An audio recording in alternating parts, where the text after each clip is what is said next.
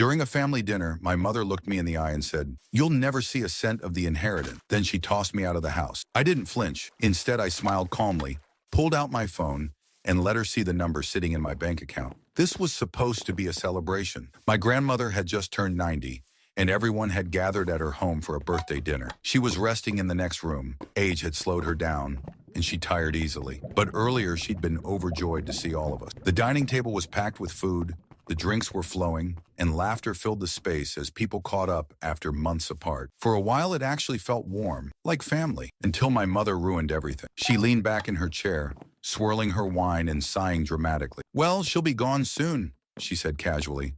"And this house will finally be mine." Her words hit like a punch to the gut. Every sound vanished. No more clinking plates, no idle chatter. Even the faint laughter from across the table stopped cold. I slowly turned my head toward her, thinking maybe I'd misheard. But the smug look on her face, the smugness in her tone, she meant every word. "Are you serious right now?" I asked. She looked at me like I was the one being strange. "What? What you just said? You're basically waiting for Grandma to die so you can take her house." She rolled her eyes and waved it off. "Oh, don't be so dramatic. I'm just being realistic.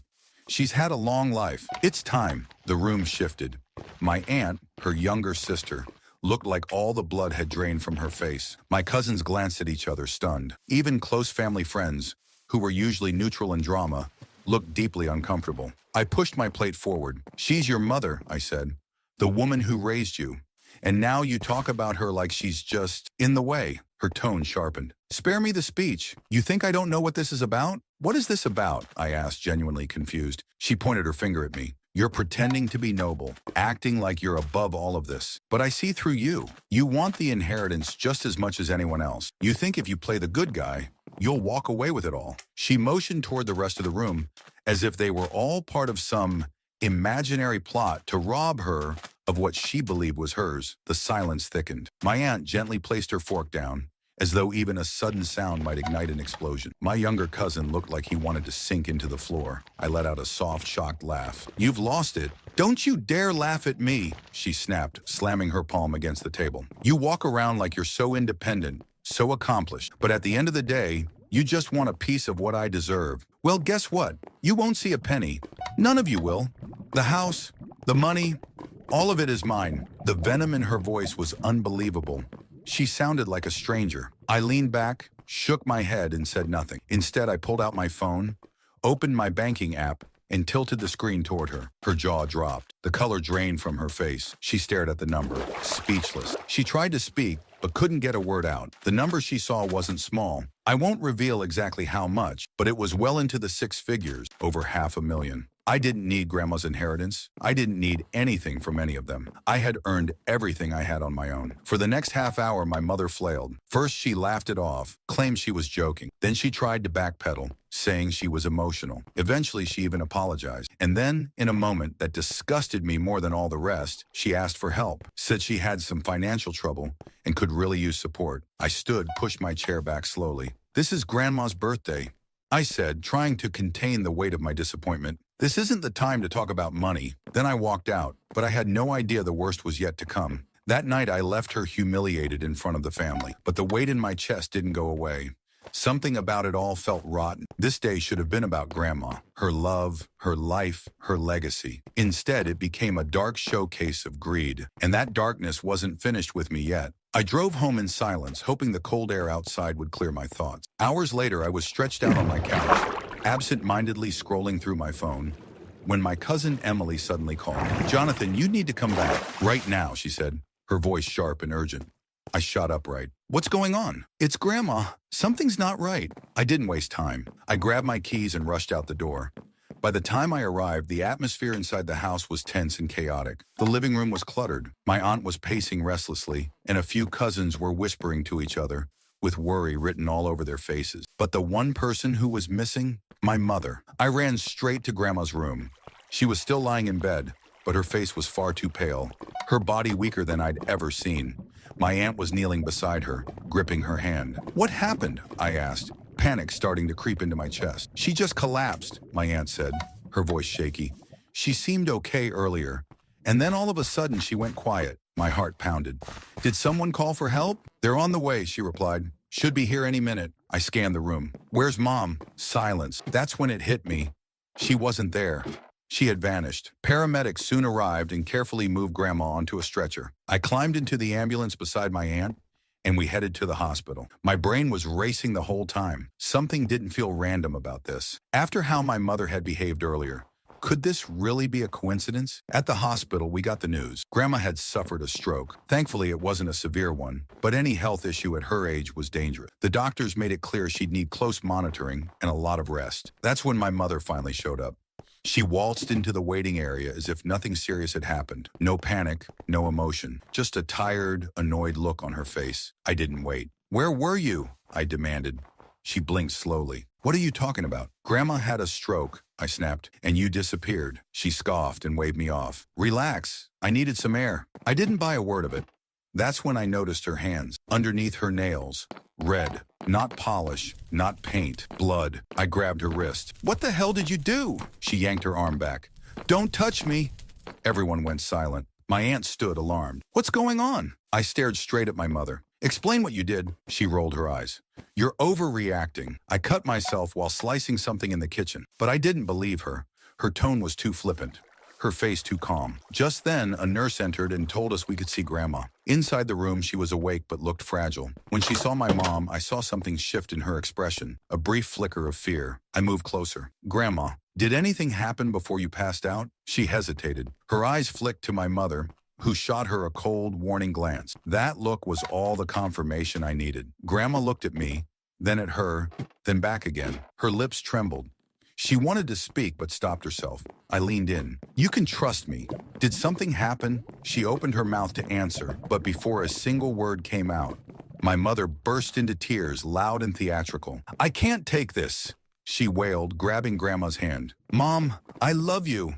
I don't know what I'd do without you." It was fake. Every word, every sob, all for show. And Grandma knew it too. Her frail hand twitched, trying to pull away. Then I noticed it, a dark mark forming around her wrist, a bruise. I stepped forward, voice sharp. "Let go of her." My mother glared at me, but slowly released her grip. Grandma exhaled as if relieved. The doctor came in, cutting through the moment with an update. He explained her condition, said she'd be under observation, and that she needed quiet and rest. Predictably, my mother shifted gears. She plastered on a look of concern and did everything she could to look like the worried daughter. I wasn't buying it.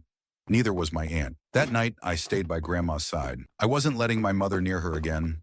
Not after what I'd seen, and as it turned out, I was right to be cautious. At around 2 a.m., I stepped out of the room to grab some coffee. When I came back, I froze in the doorway. Someone was standing beside Grandma's bed.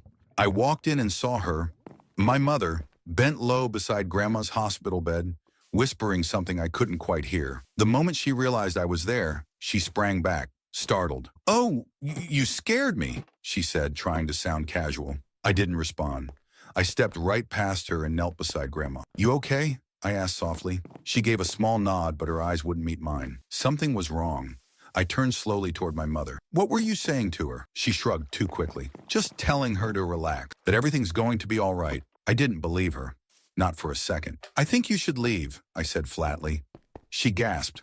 "What? Are you serious?" "You heard me. I don't want you near her. You're not here for Grandma. You're here for what she owns, and I don't trust you." She let out a dry laugh. "Oh, come on, don't be dramatic. I took a step forward, lowered my voice. I saw the marks on her wrist. For a split second, something ugly flashed across her face, like a crack in her mask. Then just as quickly, she forced a sugar-sweet smile. "You're paranoid, but fine. I don't need to be here. Especially not if I'm being accused of something so ridiculous." She spun around and walked off, but not before giving Grandma one final glance. Cold, loaded, like a warning. I sat beside my grandmother and gently took her hand. "I won't let her hurt you," I whispered. Grandma gave me a weak, trembling smile, then closed her eyes. At the time, I didn't know it would be the last quiet moment I'd have with her. The next morning, I was woken up by my aunt shaking my shoulder, her face pale. "Jonathan, she's gone," she whispered. I jumped up. "Who? Mom?" "She left during the night. No one saw her go." A wave of dread hit me like ice water. My mother didn't do anything silently, unless she was planning something. I grabbed my phone. No text from her. But then I saw 2 missed calls from an unlisted number, both around 4 a.m. No voicemail, just silence. I looked at my aunt. Did she take anything with her? She hesitated. I'm not sure, but when I checked Grandma's bag, the house keys weren't there. My stomach dropped. Come on, I said. We need to check the house. We sped to Grandma's home. My heart thudded in my chest the whole ride. I didn't know what I'd find, but I knew it wouldn't be good. We pulled up. The front door was wide open. We rushed inside, and my fears were confirmed. The living room was in chaos. Cabinets ransacked.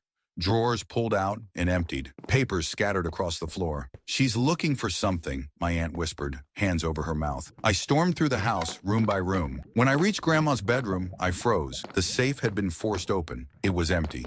She'd taken everything. Then my phone buzzed. It's mine now. Don't try to stop me. The message came from an unknown number.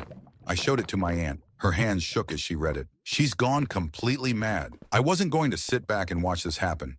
I called the bank immediately. I need to report theft from my grandmother's account, I said as soon as someone answered. As I began to explain, my aunt gasped. The deed, she said suddenly. What about it? I asked. She rushed to a nearby desk and started digging through papers. She kept the property documents here.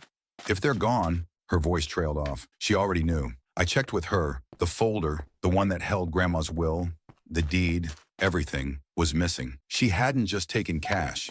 She had taken the house. I clenched my jaw so hard it hurt. She's trying to strip everything away before... I stopped. I couldn't finish the sentence. Then another text. You should have kept your mouth shut. I stared at the screen, my grip tightening. This wasn't just greed anymore. It was war. She wasn't just trying to take what wasn't hers. She was ready to silence anyone who stood in her way. I turned to my aunt. We need to go. Now to the lawyer. She nodded, shaken, and we rushed out the front door. On the drive, I called Mr. Calloway, the attorney who'd managed Grandma's estate for years. He picked up immediately. When we arrived, he was already waiting at his desk, a stack of files spread out before him. As soon as he saw us walk into the office, Mr. Calloway's expression tightened. Jonathan, I was just about to call you, he said, voice low. I took a seat across from him. It's about my mother, isn't it? He let out a slow breath and slid a piece of paper across the desk. She was here earlier. I picked it up and scanned the page. My stomach sank. A power of attorney form? I said, voice rising. She's trying to take legal control of Grandma's finances. Calloway gave a somber nod. She claimed your grandmother is no longer mentally competent. She wanted me to approve the transfer of authority. Mayan gasped beside me. Please tell me you didn't sign anything. Of course not, Calloway said firmly. I've known your grandmother for over 30 years. She's still sharp, and I made that very clear. But your mother, she didn't take no very well. Left here in a hurry. Now that I see you, I can only assume she's still pushing. I told him everything. The break-in at Grandma's house, the threats, the missing documents, and the texts I'd been receiving. Calloway's expression darkened. This is worse than I thought, he muttered. If she manages to forge legal paperwork or finds a lawyer with fewer ethics than me, she could lock up your grandmother's entire estate before anything official even happened. A cold chill ran through me. My mother wasn't just being manipulative anymore. She was spiraling. Right then my phone buzzed. Another message from the unknown number. Check your apartment. Enjoy the surprise. I shot up from my chair. My place. We need to go. Now. My aunt followed close behind as we rushed to the car and sped back to my apartment. The moment we pulled up, I knew something was off. The front door was slightly open. I paused for a second, then shoved it open. What I saw inside made my stomach twist. The apartment had been completely ransacked. Furniture overturned, drawers yanked out, my clothes dumped everywhere. My laptop was gone. The small safe where I kept private documents, wide open, empty. And then I saw it. Scrawled across the wall in uneven red letters. You should have stayed out of this. My aunt clutched my arm. Jonathan, this isn't about inheritance anymore. She's dangerous. I exhaled slowly, trying to keep my voice steady, but my hands were trembling. My mother had sent someone here, or worse, done it herself. This had gone far beyond family drama. I pulled out my phone and dialed. 911. What's your emergency? This is Jonathan Carter. My apartment's been broken into, and I believe I know who's responsible. Hours later, we were standing in Mr. Calloway's office again. My mother was there, clutching the disinheritance paperwork with trembling hands. Her face had gone pale. The weight of everything was finally landing on her shoulder, and for once, she looked powerless. Mayan crossed her arm. All that scheming, and it still got you nothing. This isn't right, my mother whispered. You can't just do this to me. I stepped forward. Fair? You want to talk about fair? After what you did to Grandma? After the lies, the theft, the threats, you treated her like a problem, not a person. She tried to argue, but Calloway cut her off. Jonathan's right, he said firmly. This document was signed and notarized weeks ago. Your mother made her decision with full legal clarity. There's nothing you can contest. My mother scanned the papers desperately, as if hoping some detail would save her. This can't be real, she muttered. There must be a mistake. From the corner, my other aunt, who had flown in the night before, let out a sharp laugh. No, the mistake was thinking you could manipulate your way into stealing everything. You sat there counting the days until Mom passed, acting like her death was your payday. Well, guess what? She's gone, and you're left with nothing. My mother opened her mouth, but the words wouldn't come. Mayan stepped forward. We couldn't stop how you treated her while she was alive, but we're damn sure not going to let you profit from it. My mother let out a bitter, humorless laugh. Oh, I see. You all think you deserve it more than I do. She pointed at me. Especially you, Mr. Perfect, with your bank account and your smug little attitude. You think you can just shut me out of my own mother's estate? I smiled. I never needed Grandma's money, but I'll tell you what, you're not getting a cent of it either. The lawyer cleared his throat and spoke again, his tone steady and unshaken. There's one more thing. As per your mother's final instructions, you are to vacate her property immediately. If you attempt to claim ownership again, legal action will be taken. The room went dead still. No one breathed. The silence was so heavy it almost pressed against the walls. My mother began shaking her head violently, her breathing fast and shallow. No, you can't do this. This is my house. You can't throw me out. My oldest aunt narrowed her eyes at her. It's never been your house, not for a single day. You've all betrayed me, my mother shouted, pointing fingers around the room. Every single one of you. Before she could finish, my second aunt snatched the stack of papers from her hands and ripped them down the middle. Not the official legal files, but the copies my mother had brought, thinking they'd intimidate or sway the conversation. Well, she said coldly, letting the torn halves fall to the floor, seems like you've got nothing left to hold over us. My mother's face twisted into something monstrous, pure fury and humiliation. You think I need any of you? She hissed. Fine, I'll leave, but don't come crying to me when you realize I was the only one who ever had the guts to speak the truth. No one replied. No one tried to stop her. And in that silence, something shifted. For the first time in her life, she realized the truth. She had nothing. No wealth, no roof, no allies. All that manipulation, and she was standing completely alone. Once everything was finalized, my aunts took responsibility for the house. They didn't gut it or flip it for profit. They didn't modernize it into something sleek and sterile. They kept it almost exactly how Grandma would have wanted. The old photographs remained on the walls. Her favorite chair stayed in the corner. Even the little flower garden in the back was still looked after. But the air inside was different. Gone was the heaviness, the tension, the suspicion, the quiet resentment. It felt warm again, peaceful. It didn't feel like a battleground anymore. It felt like home. Now every few weeks, my aunts invite me over. Sometimes it's just for tea. Other times it turns into a full meal. My cousins drop by often, and on special days we cook together using Grandma's old recipe cards, stained with time, filled with love. It's funny how much chaos once surrounded that house, how it was fought over, cried over, broken over. But in the end, it ended up where it truly belonged. Not in the hands of one greedy person, but shared among those who actually cared, exactly how Grandma would have wanted. And my mother? She found herself a man. He has money, not as much as she probably hoped for, but enough for her to cling to some version of the life she thinks she deserves. I don't check in. I don't need to. But I hear things now and then through extended relatives. She hasn't changed. Still bitter. Still manipulative. Still convinced she's owed more than she got. But the difference now? No one listens to her. No one cares. She's been shut out. And she knows it. She didn't just lose the house or the inheritance. She lost the power she used to hold over us. And in the end, I think that's what cuts her the deepest. The home stayed in the family, the real family, the ones who didn't treat love like a transaction, the ones who chose each other, not out of duty, but out of respect, out of healing, out of peace. And honestly, that might be the greatest legacy Grandma could have ever left.